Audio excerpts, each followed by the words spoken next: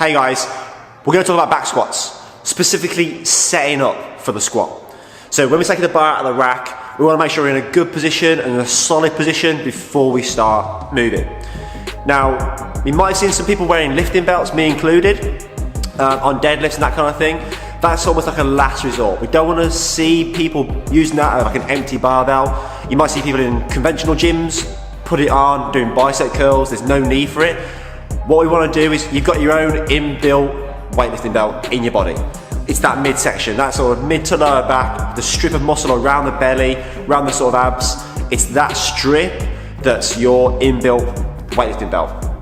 What we want to do, when we're setting up for a back squat, we don't want to see any arching back. So when we're here, we don't want to see the chest push up and the back cave in.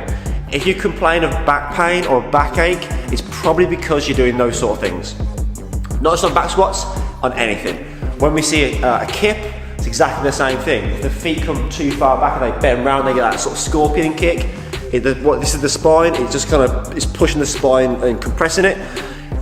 If we have long legs, or on a back squat we're going to talk about in a minute, when we set up tight and we don't arch, it stays in a stable position and you can move through your movement as opposed to being like this.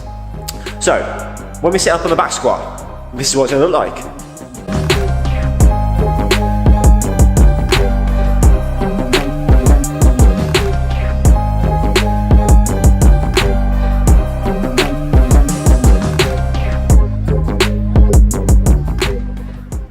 What you'll see, guys, note on that first, third and fifth, I think it was, my hips go back, my chest comes up, and I kind of set up and I go to do a squat. Obviously I don't do a full one, but as I go to do a squat, it's really uncomfortable. It's really uncomfortable from my lower back, and that's without any weight on the bar. If we start loading that up with plates and plates and plates, and we're doing a max weight or a 5 rep max or a heavy set of 3 or whatever, over time, it's not great.